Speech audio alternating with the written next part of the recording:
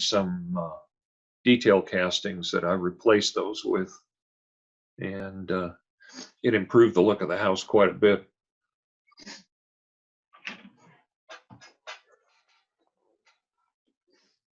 This is one that sat half finished in my basement for about 25 years. It's a mill, and was actually a fairly crude kit. I had to do an awful lot of work on the windows just to get them square. The openings in them were almost oval. It was so poorly cast. And again, I replaced the roof on it. I think it's JTT has got a vacuum formed roofing material that looks like cedar shakes, and with a lot of paint work, it takes that white plastic roof and actually turns it into something. And it's the nice thing is it's fairly easy to work with, and instead of having to do individual strips of shingles, you can put the whole thing on in one piece, which makes it a lot easier to get a building finished.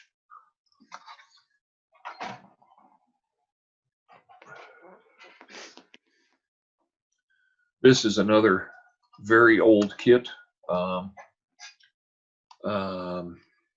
Model Power or somebody built this. They usually come, the entire front wall is white, and the rest of the building is a dark purplish brick red.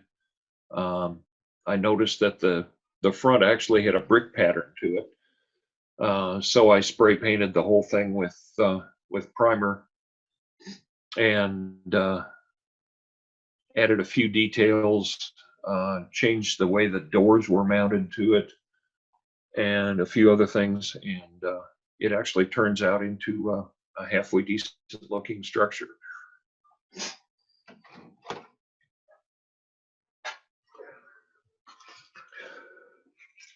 I wanted variety in some of the houses that I'm going to have in a subdivision I'm building. So this is actually a British train station. It's part of a larger structure that continues on 3 or 4 buildings long.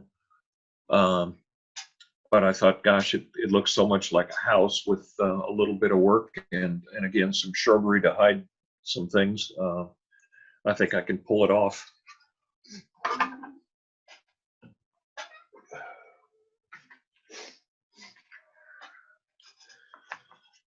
I've been building lots and lots of little laser kits, and these were actually a pair that came in one box. And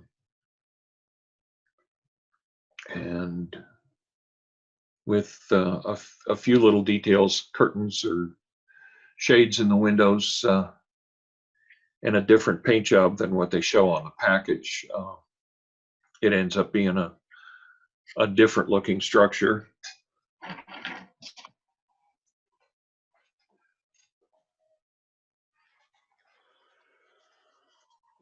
I've built a lot of DPM buildings, and this is actually a pair that I've put signage on, and you can possibly see a little bit of the interior in them. The interior is basically just a cutout piece of paper, a short distance back from the windows. And one thing I've done on some buildings like this is to allow me the ability to kit bash a little bit more. I've taken things like this and not used the 2 side walls that would be up against each other, which I can then use on something else.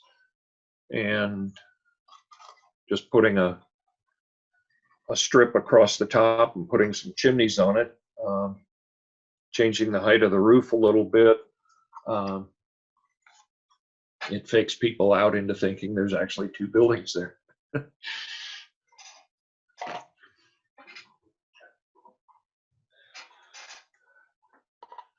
DPM structures are really nice if you do a really good paint job on them, and I think that's what actually makes these things. This one, I've added a etched fire escape to it,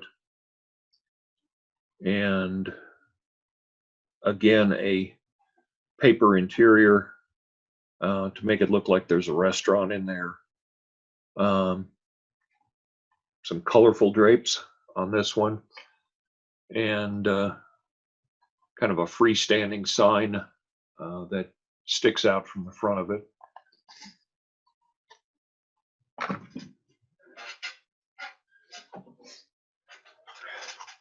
Here's another DPM. I've added an awning to it.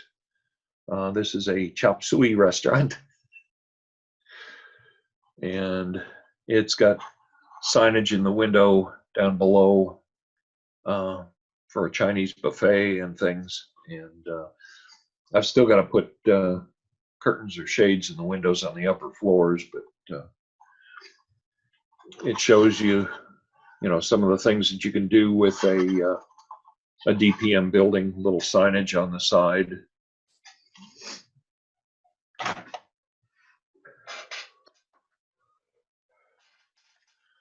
This is not DPM. It's one of the old, I think Walthers owns these now. There's two structures that come in a kit. University Street Stores or something like that.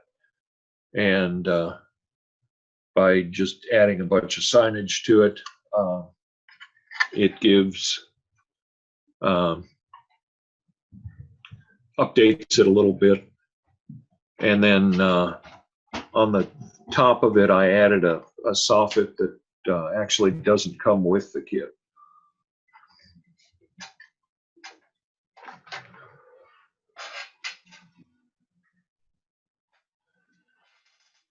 This is another little one that I did for the structures certificate. This again is all scratch built except for the detailed parts like the gas pumps, but the building itself is all scratched. It has an interior, has a lift and toolboxes and things in the back. Some tires and barrels and things on the side.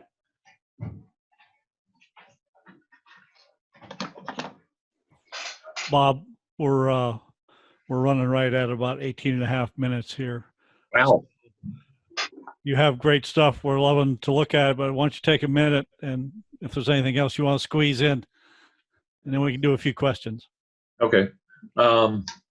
This, I don't know if anybody has ever been to Denver. This is the old Caboose Hobbies. Somebody made a kit of this 30 years ago, and I was lucky enough to pick one up. They're actually numbered. This was number 46 of 50. And I don't know if they made this in HO or any other scale, but I feel privileged to have it. And this is a barn that probably just about everybody has seen on a layout. It comes with a little hill to get up to it. But the ends of it are, this part is kind of an odd looking stone on the kit. And I got rid of the stone, replaced it with wood siding to make it look a little more prototypical, and was lucky enough to find the perfect size mail pouch sign for it. And I'll quit and take questions. Okay, some great work, Bob. Beautiful stuff. Thank you. Let's unmute everybody and see if we have any questions. Anybody? Yeah, for me, agreed. Great work, Bob. Any particular on the buildings, the paints that you used? I mean, is it just whatever floated your boat, or is there a particular brand that you like? Or I've got so much stuff, it's ridiculous. A lot of the brick colors are different shades of spray paint. There are a number of different brands of primer, and they all seem to be a little different shade of red. It allows me to get fairly quick coverage on a brick structure. I've tried doing like mortar washes on some buildings, but in an scale, you either end up with too much mortar or it really doesn't show up that well. So a lot of them I've just simply left, just brick. yeah, okay. And I don't know if I missed it in the beginning, but behind you there, is that where all it's the neighborhood or whatever that you're building behind you? No, that's just it's actually going to be a railroad yard and some industries. This is the new part of the layout, Yeah. and some of the trees that I've added in different parts of it. I had one large rock formation, and I added a second one to hide a track that kind of goes back into the scenery. Okay. But So the buildings are just going to be worked in throughout the layout then? oh yeah. Okay. Yeah, I've got a big subdivision planned in one part of it, but I think I've got more houses than will fit in it. You'll have to get a table at the show then. Yeah, well, I was going to say, we'll look forward to seeing those at an upcoming train show, Bob. Some of them probably will end up there or on eBay or something. One more quick question before we leave, Bob. Anybody? I got one, and then Rick Tipton has one in the chat also. Let me do Rick's first because I see it in there. It says, Bob, did you use any particular glazing material on your buildings for windows? Some of it is the plastic that comes with the buildings, and some of it that comes with the buildings I just throw out because it's not really clear. And I've got sheets of like evergreen clear styrene that I cut up and glue to the back walls. There you go. Ron, I think I heard someone else asking a question. Anyone? Yeah, Bill here. Bob, thank you so much. I'm super impressed by the detail in that I couldn't even do today as the way they are. I was also intrigued with your backdrop, and I know that wasn't the feature of what you're saying. Did you paint your backdrop? Yes. The backdrop, I'd pan the camera around the room, but the room's kind of a mess right now.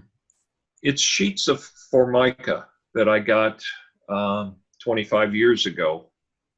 I went down to Cruise Plastic downtown when they were down there, and I said, sell me the cheapest, ugliest stuff that you're never going to get rid of. If you've got old butcher block or pink with sparkles or whatever, and I put it up shiny side facing the wall because Formica is a little bit rough on the backside. It's not enough to show texture, but it works very good for holding paint. And the backdrop behind me, like I say, has been there for installed about 23 years now, and it's holding up quite well. And the nice thing about using the Formica is that when you get to a corner, you can see how the ceiling is curved up here. It's a nice curved backdrop back there, and allows me to go around a couple of other problems in the room without having 90-degree corners showing. Thanks. Okay, Bob, thanks so much. Very interesting, beautiful, beautiful work. You- And see why you're a master model railroader. So let's move along here to Mr. Joe Fields. Let me find Joe here on the list here. I guess this list is alphabetical, so it shouldn't be too hard. There's Joe. We're going to mute everybody again, and we'll give the floor to Joe. Let me get you back unmuted, Joe.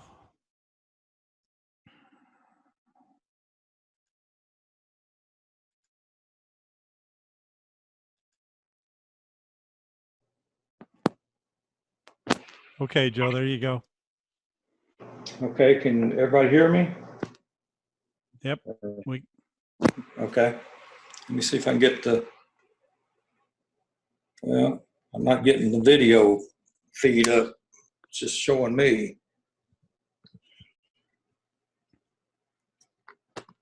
Hey, Sue? Some technical support is needed here. Yeah. Please stand by. It's called video muting.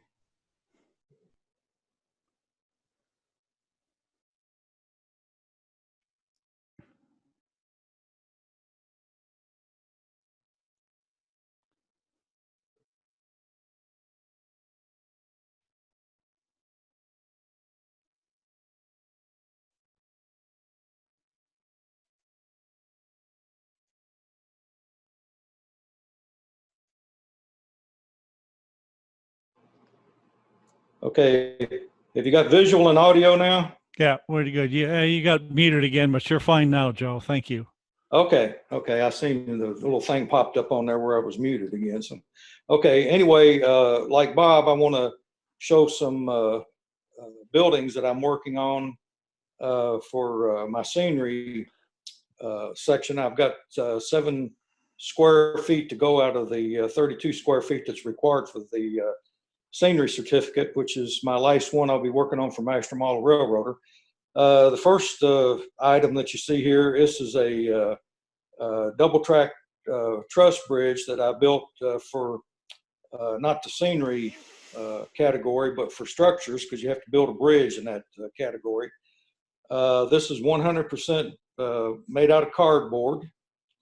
There's thousands of pieces that I individually cut to get all the different aspects of the bridge.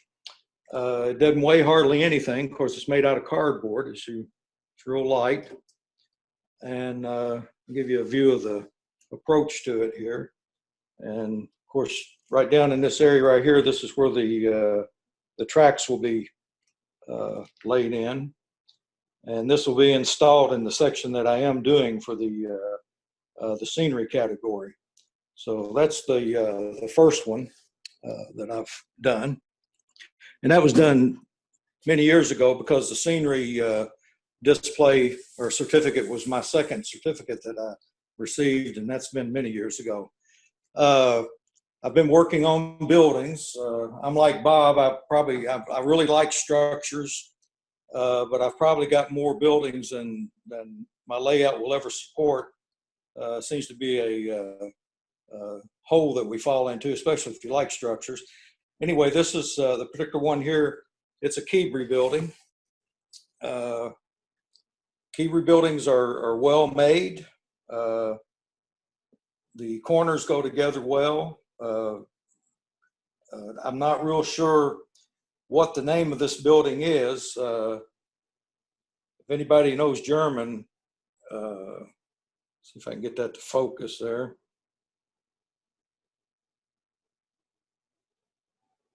Does anybody know what that says? Maybe this would be better.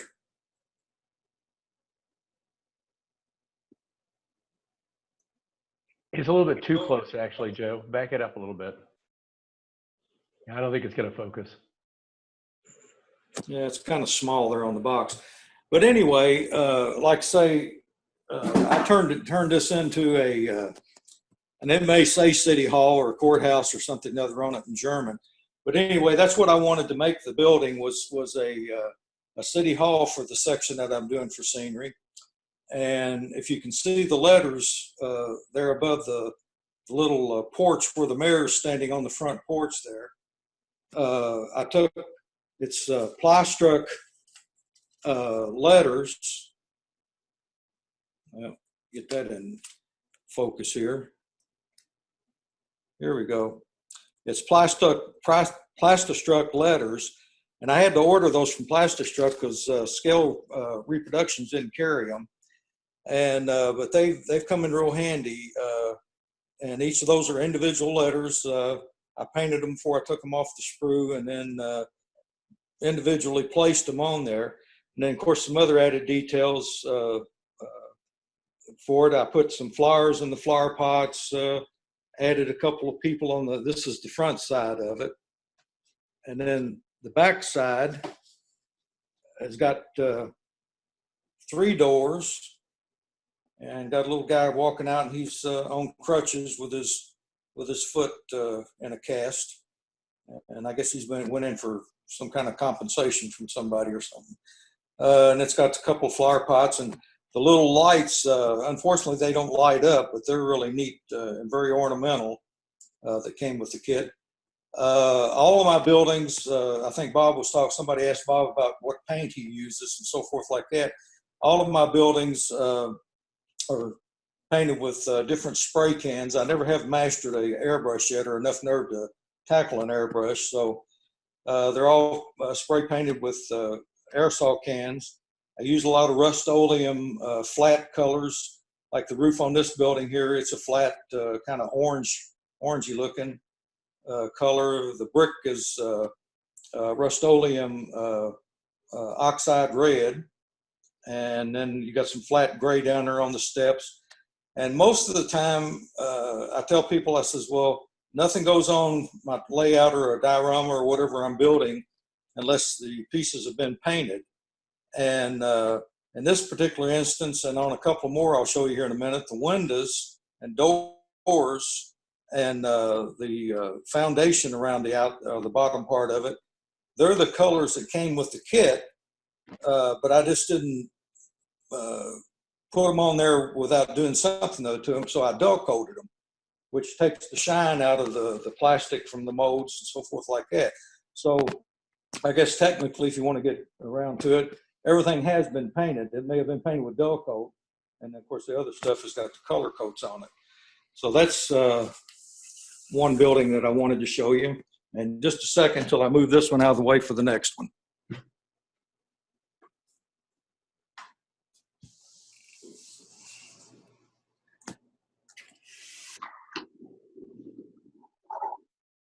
Okay, this particular kit that I finished is it's a DPM also that Bob was talking about. They do make very, very nice kits if you paint them up and so forth like that. This is the firehouse that's in that group, and I like the way the corners. I don't know if all DPMs do that or not, but this one here, it's got locking devices on the corners. And it really draws those corners together to where there's no gaps whatsoever or anything like that. And I've kind of set this up a little bit the way in my mind I visualized it will look, with except for putting fire trucks and stuff into more fire trucks into the building and so forth like that. But it's got a little American flag out there, which most of the time paper American flags don't look too good on buildings and stuff. But this particular one here, when you build it,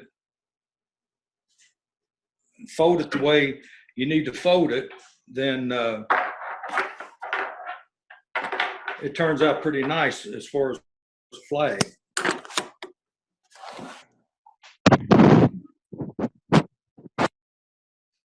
So that's the second one, and it's painted again with Rust-Oleum colors and different. And this one has it's got let's see, 1, 2, 3, 4. It's got about 5 or 6 different colors to get it to the paint scheme that you see in the video here. Okay, put the camera down and move this one out of the way.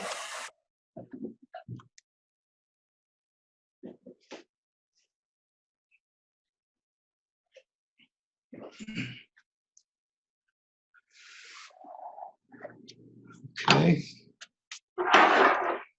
This one here is the, I'm sure you saw or seen this in the Walther's catalog. You might have even seen it on some people's layouts, so forth like that. But it's the Golden Valley Canning Company. I was able to find Rust-Oleum paints that almost perfectly match the box that it comes in. There's the box, what it looks like. And this is my model that I built. And of course, this still needs a lot of detail items. Of course, eventually we'll have track, you know, for rail service and of course trucks and so forth like that. This one here, my wife really liked. The one thing she really likes about this one is the water tower. She thought that was really neat up there. And this has got a lot of detail into it. It's got steps going up to where the office would be over here on this side, wrought iron steps. And it's got a powerhouse to supply steam and so forth for hot water for cleaning while they're in the canning process and also the canning process. It's got 2 dock areas, one for rail, one for trucks. And like I say, I still have to do some weathering on it, add stuff on the dock, people, different things like that, but it's coming along. And this and the next 2 buildings that I'll show you are going to be the major industries in this little town that I'm working on the layout for my scenery certificate. And this is another one that I'm sure you've seen. This is a cornerstone building also that Walther's puts out, the Brook Hill Farm Dairy. I think Russ has this one on his layout, best I remember. And I've kind of, in my mind's eye, I've got this working as a kind of distributor. They do their own milk trucks, as you can see over here to the side there. I've got them lined up, ready to be loaded to go out for daily deliveries and so forth. But it also has rail coming in to the siding there. And it also services other dairy companies like Siltest, Carnation, stuff like that.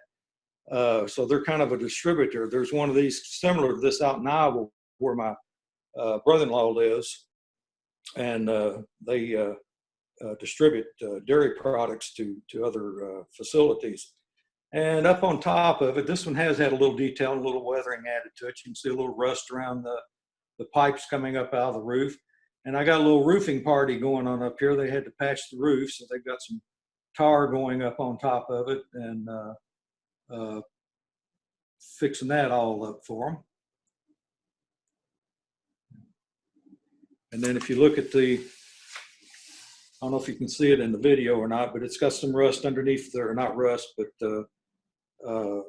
weathering underneath the windows. You got some rust coming down from the steel beam coming out there that they would raise stuff up to the second floor and take through the loading doors up there. It's got another steel beam on the rear of the building back here for doing the same thing. We've got an employee entrance back here, an office entrance. And again, the various milk trucks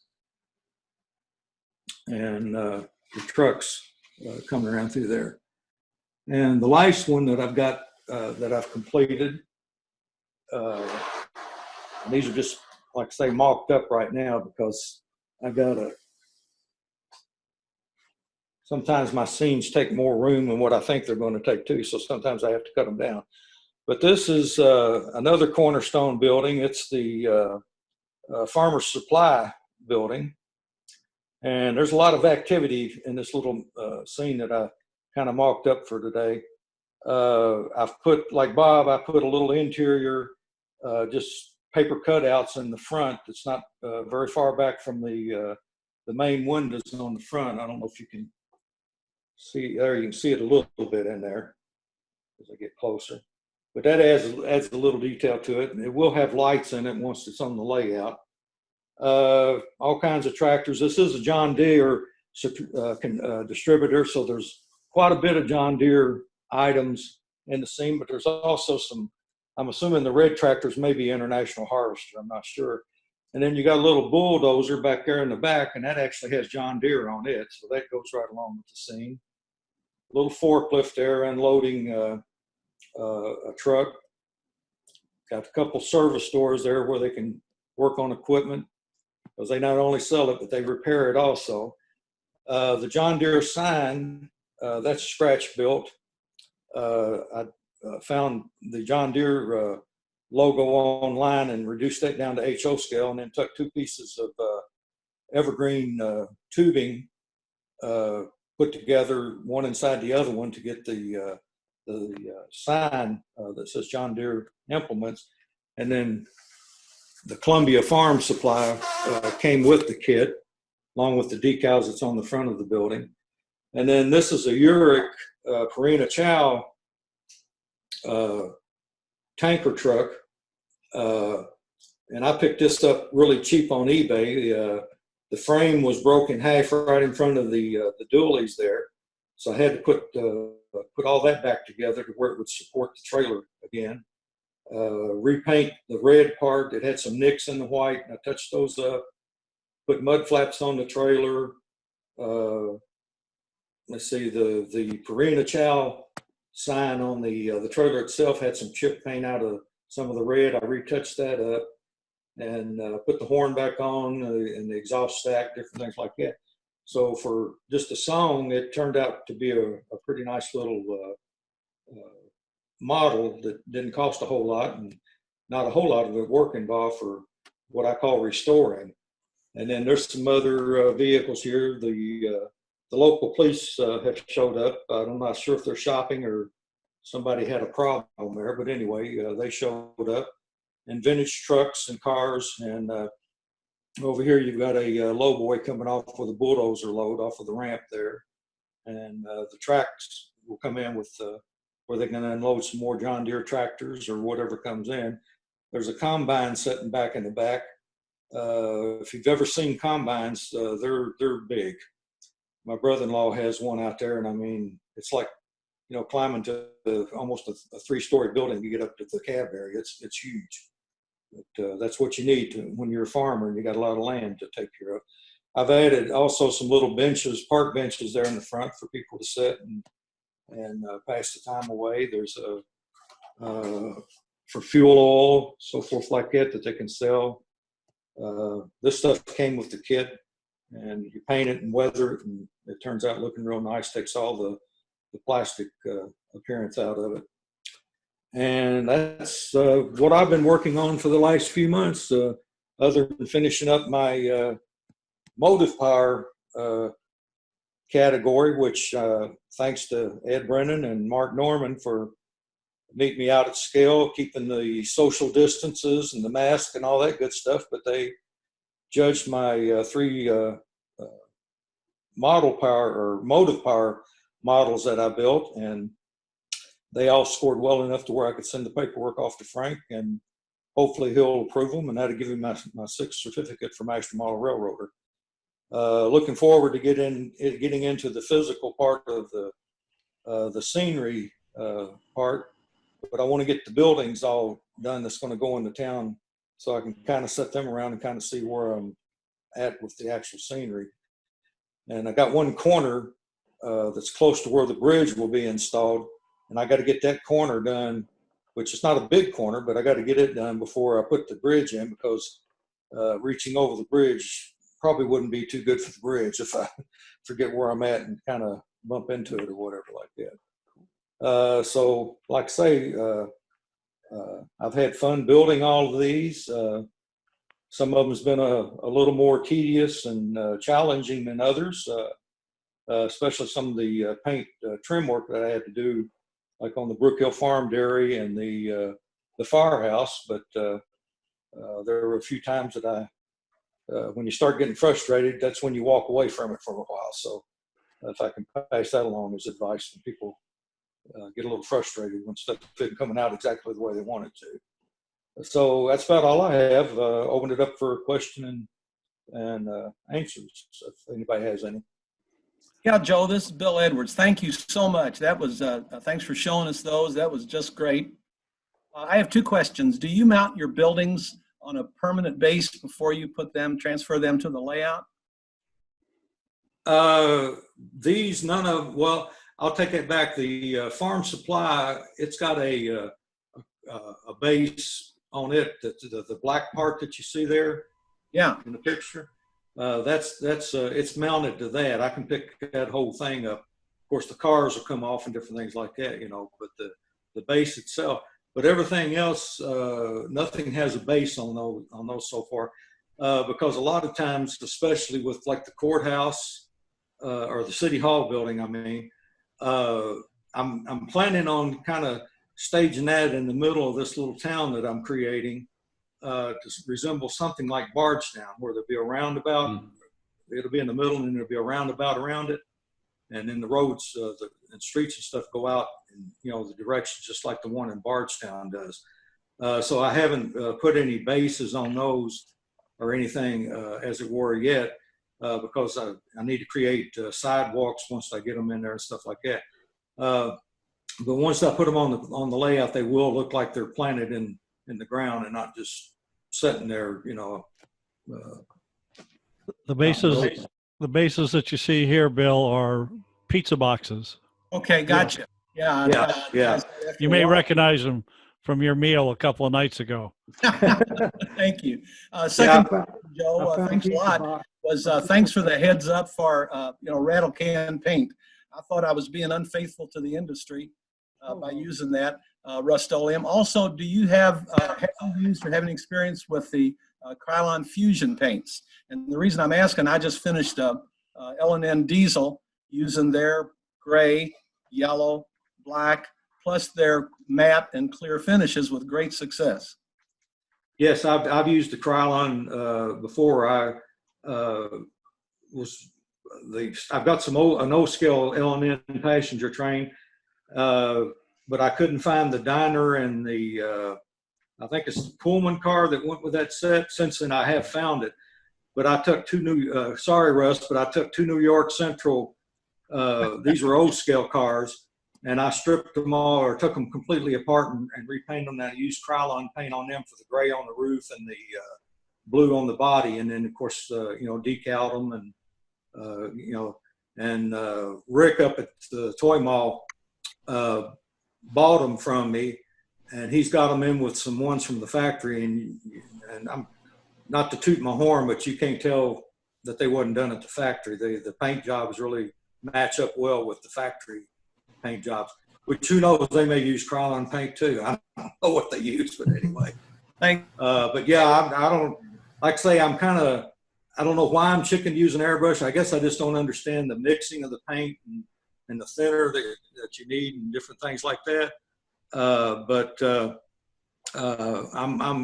I'm perfectly okay with a spray can. And there's been occasions I've had a little bit of trouble sometimes when I've painted something other. The paint might craze up on it, and then you have to get all that back off there and start all over basically from scratch. But for the most part, if you prime it with either Rust-Oleum or somebody's primer, the gray primer, you don't have any problem with the paint crazing or anything like that on you. So yeah, it's like using cardboard. I'm perfectly okay building a kit right out of that I bought, or if I see something other I really like, I'm okay with building it with from scratch out of cardboard. So. Thank you, Joe. You're welcome. Any other questions? Anyone else? One good suggestion came up in chat here, Joe, and that's you can use Google to do your translation. Just do a Google search, yeah. type that name in, and you'll get a. They're pretty good at translating. Yeah. That's Yeah, from one Mark. year I got some cookies for Christmas or something or other, and all the ingredients and the name and all this stuff was in German. And that's how I found out what was. Yeah. And Joe, you're going to have to do about 3 Hail Marys for defriending those NYC cars there. Bad boy. Okay. Anyone else for Joe before we move on? We're running a little long on Joe too here. So, anyone else? Okay. Let's move on to last but not least, Mr. Stan White. Hang on just a second. Let me get things reconfigured here, Stan.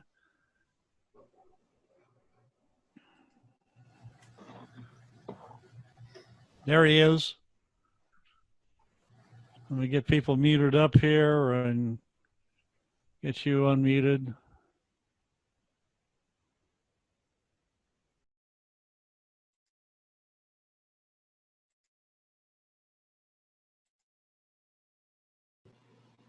Can you hear me? Go.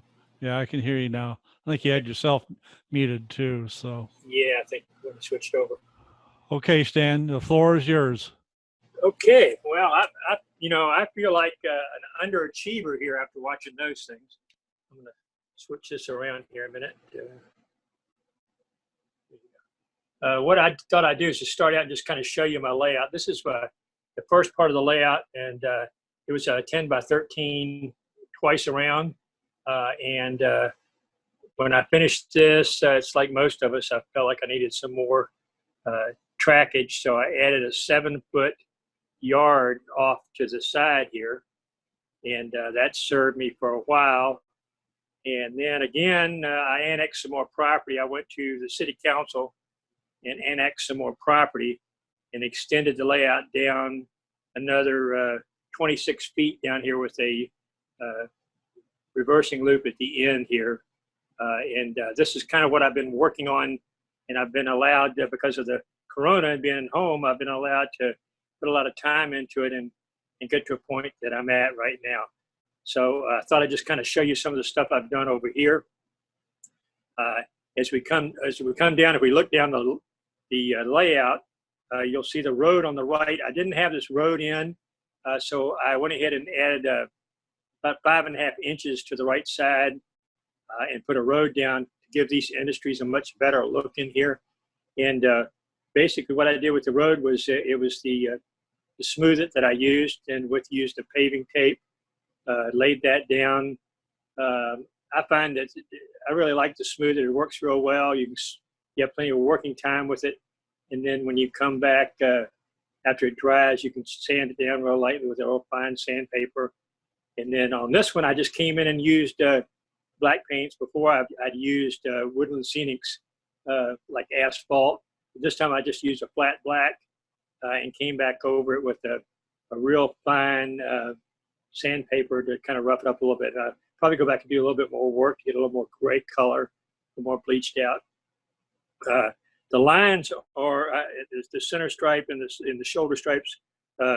Those are transfers that I got from Highway Marketing. It's called Highways and Byways. It's vinyl tape. Goes down extremely well. I've tried different other things. I've tried some of the Woodland Scenics. I've also tried some decal stuff, I think from Summit. But I find that these vinyl markings go down really well. Turned out real well. And then in the foreground here, you'll see this building in the foreground. That's just a mock-up. This is going to be my cat litter factory that's going in here. And so I've got the kit and everything, but I've got to finish that up. It's got a lot of storage bins and stuff that I'll add in. And then I'd purchased these hydrocal kits, and these are from Downtown Deco. And I don't know if you've ever worked with Downtown Deco before, but they're extremely good kits. See if I can get in here and look at it. What I like about them is, they're very well done. You do a little cleanup, which it's easy to work with. You can kind of scrape the windows, square your windows up and doors. Their detail kits, the stuff that comes with the kits are pretty nice. I've added on here wiring that I've taken, and I just cut wire to make the electrical conduit and everything on the sides of the building. Both these buildings, this one and the one next door over here, one of them, this one I did not prime with anything, and it turned out they recommend you prime them. I didn't prime it with anything. I just went ahead and did cheap acrylics from the craft store, diluted them down, and just did a wash, and then came back with pan pastels and finished it up. This one, I did go ahead and prime this with a flat white primer.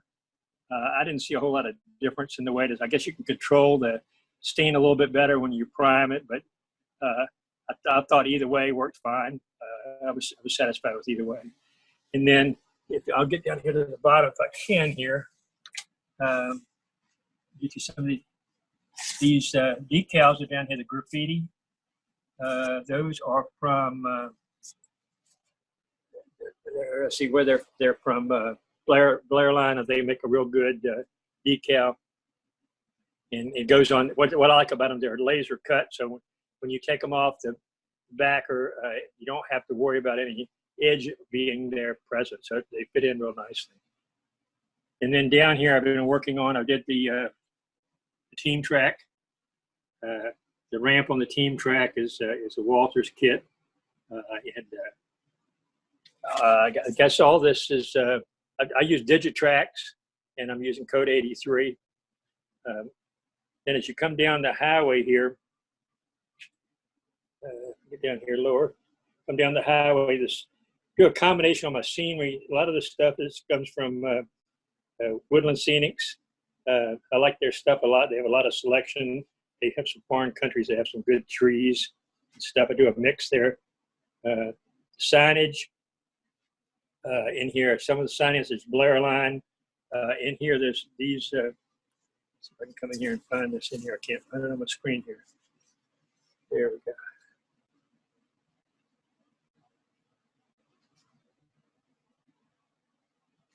Just come on down. The backdrop is from trackside scenery, and some of it's hand painted. I've done some of mine hand painting to blend it in, make it work. This is a chemical company, Hudson Chemical.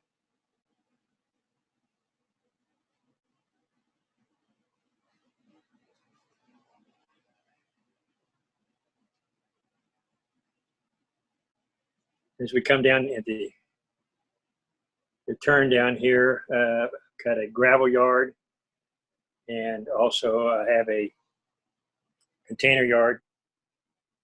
And in the background, I have my diesel facility.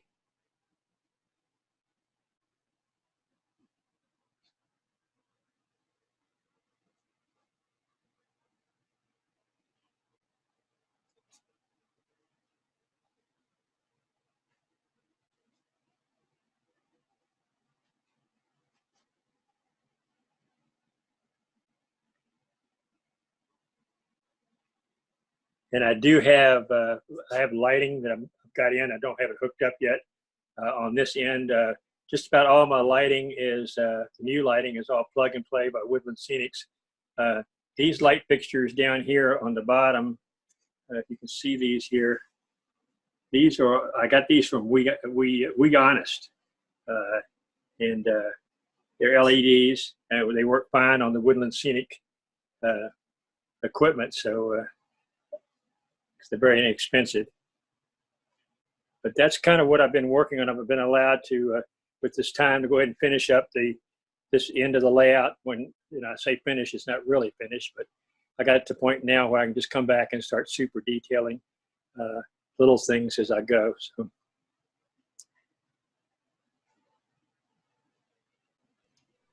Stan, show us one of your road crossing signs that have the railroad warning sign on it. Yeah, let me see if I can get down here and And I'm in trouble with the screen here. Where am I? Let me do this. I'm gonna flip you upside down. Hold your breath. Okay. There we go. Yeah, there's one. There's one there. This is a great sign. If you look at it, it's specifically made for Norfolk and Western. I think you can get the others too. The blue sign on the bottom gives you an 800 number to call, but it says its track is owned by Norfolk Southern, and I think you can get CSX and some others. And then the cross bucks here. These are some really quality signs. Let me back up here. This is a cross buck, which is really nice looking. I bet the lady back here, this guy's a rookie with UPS, so she's a supervisor. She's telling her what to do. She's getting a little tired of it, but she's tolerating it. So those signs, this is some of them are from Blair Line, but there's nice real detailed ones are from called Small Scale Innovative, and they do a super nice job. I was real pleased with those. But that's basically, hopefully I'll make up some time for you guys, but that's basically the layout. I do recommend, if you haven't done the HydroCal kits, they're a lot of fun and they're very forgiving. I've joined them together in the back of this particular building here, the Acme Chemical. I've put some reinforcements behind it with some strip wood. And then I did the barbed wire on the top, which is just wire twisted around a magic marker. Hey, Stan, can I jump in here for a minute? Sure, definitely. Sure. If you've never done the HydroCal kits from Downtown Deco, subscribe to his Facebook page. He is always running specials on his kits. One of the neat things about it is he has a guarantee that if you screw it up, he'll replace it. So, no risk there as far as I'm concerned. Try it out, follow his instructions. If you totally screw it up, get hold of him and he'll send you a replacement kit. Yeah, you will. If you drop one and break it, he doesn't care. He'll send you another piece for it. Yeah.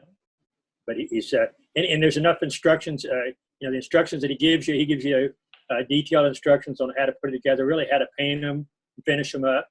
And if you follow his instructions, you really can't go wrong. And the texture, the thing I like about him is the texture is so real and gritty. It turns out real nice. Yep. Just be patient. Sometimes he is a one-man show.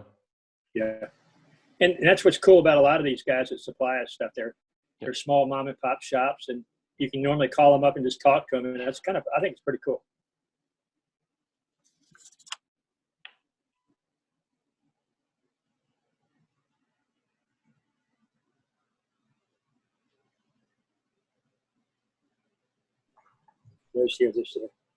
These are the new Walters vehicles. I don't know if you've seen these or not. The vans, they just came in from Walters. Got a couple of those on the layout. Yeah, thanks, Ron. Stan, it looks great.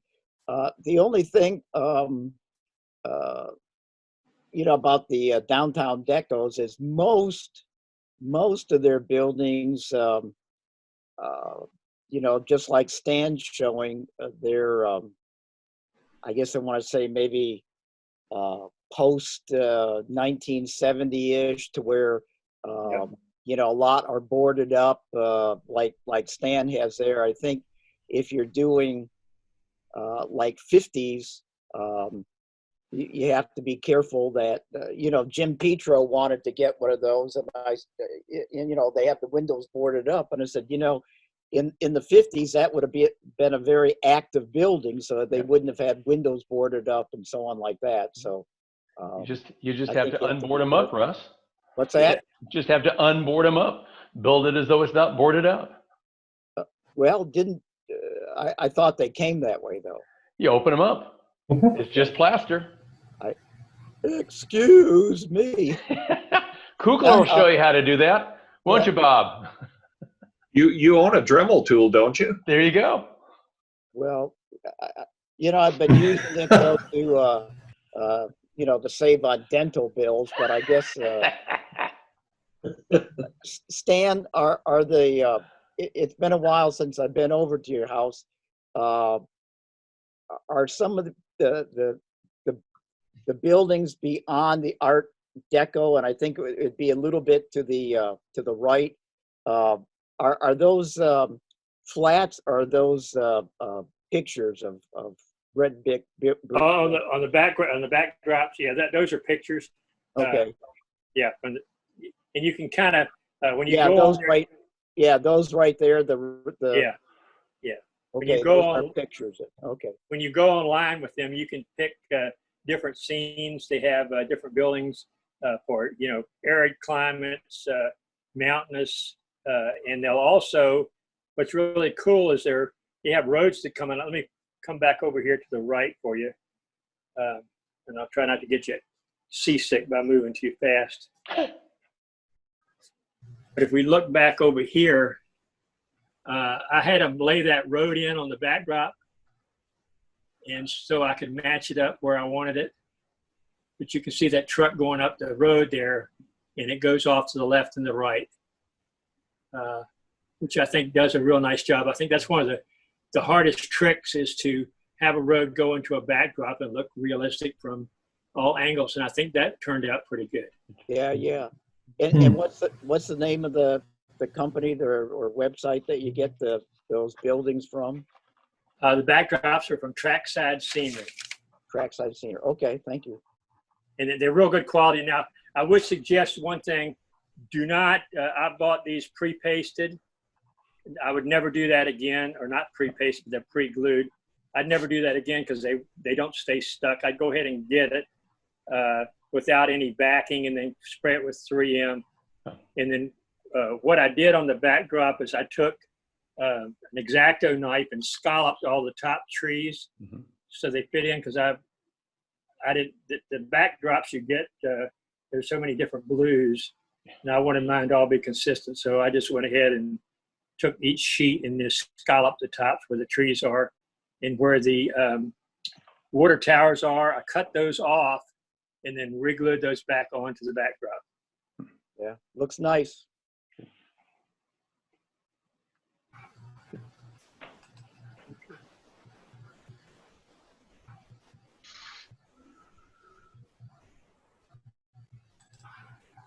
Looks super good, Stan. I haven't seen it since you got to this level. Thank you. Thank you. Looks Thank you. great.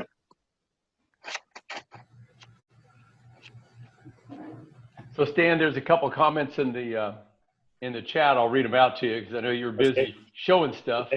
Let me see. One of them is, I said, your black box there reminds me of being on Bob Weinheimer's layout. He has a huge brewing company called Frothing Slosh, and it's just a black spray painted building. It's huge. I mean, it's like, yeah, you could put strings of freight cars in there. And then Mark Hedge says, thought maybe it was a big box store. So. Well, it is a quick way to get perspective when you. Oh, yeah. I just had some flats cut out there to mark the spot, and I said, well, let me put a three-dimensional building there to give it some perspective, and it did temporarily give me some perspective. Oh yeah, that's fine. Alan Williams says, delightful tour. Thanks, Stan. And then Gail Yarnell is, this is in the top 5 of my favorite layout tours. Thank you for showing us your work. Thank you very much. I appreciate it. Like I say, the cool thing about this hobby, it's kind of like the Old West. You had, gunfighters. There was always somebody faster, and there was somebody slower than you. I feel like there's so many great modelers in our hobby, and it's just so interesting to see their different techniques and their different skill levels. I appreciate everybody that's in the hobby.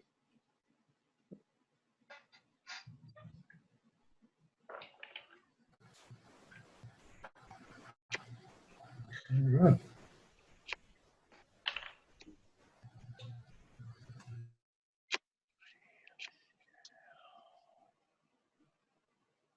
Hey, Ron, you're muted.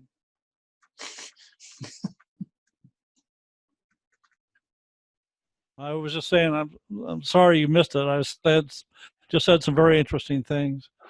Oh, darn. Fred, do you have the date for our gathering for You know, I'm July? I'm glad you asked, and I'm glad that I thought about 2 minutes ago to pull up the Division 8 timetable, which you can all find at the Division 8 website, by the way.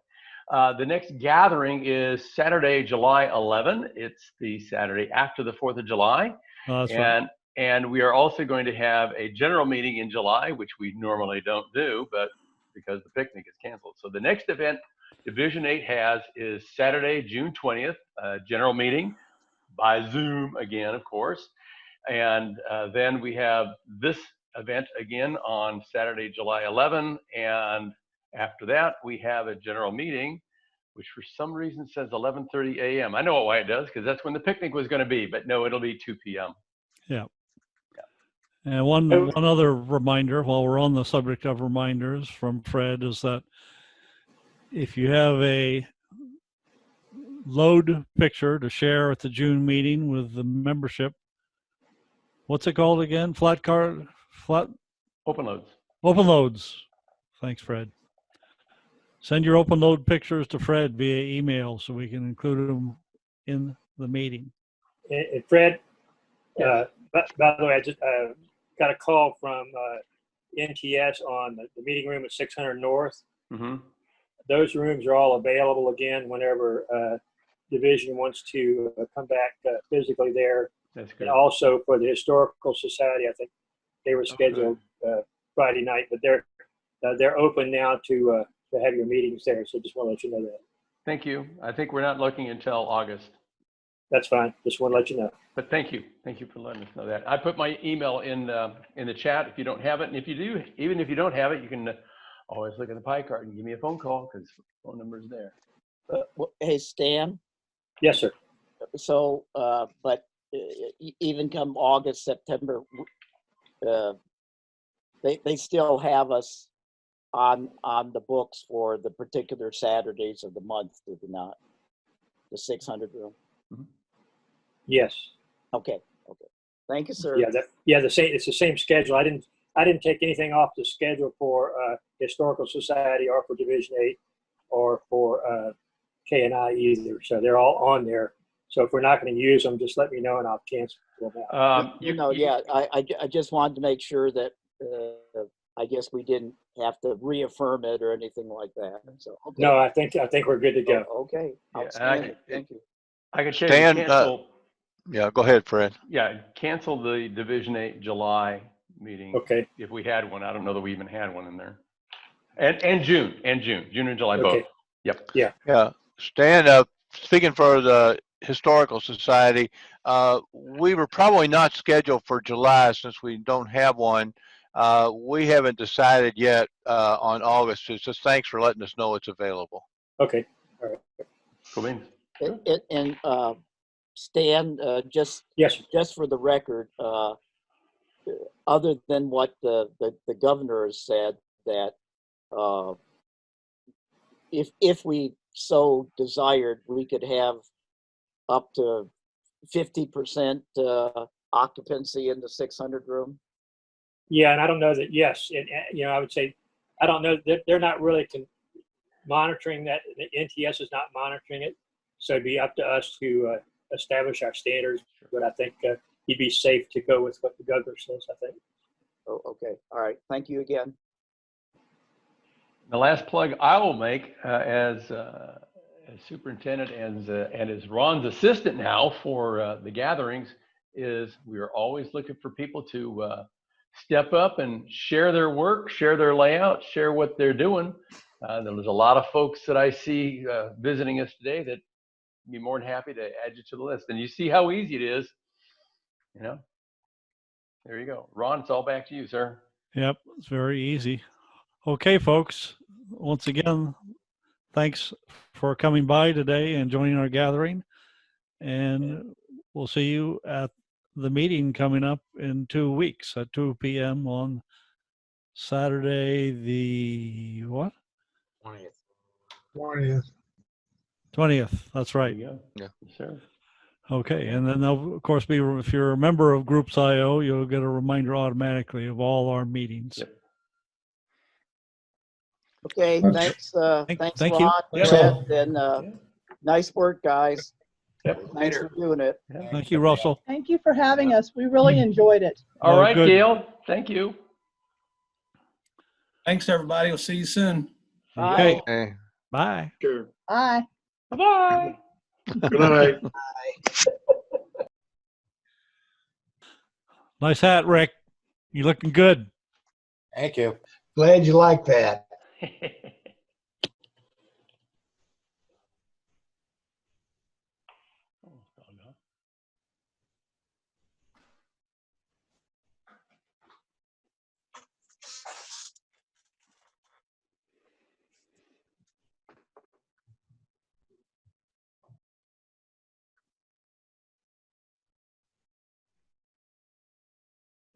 Any last All righty. comment, And there we are. comments?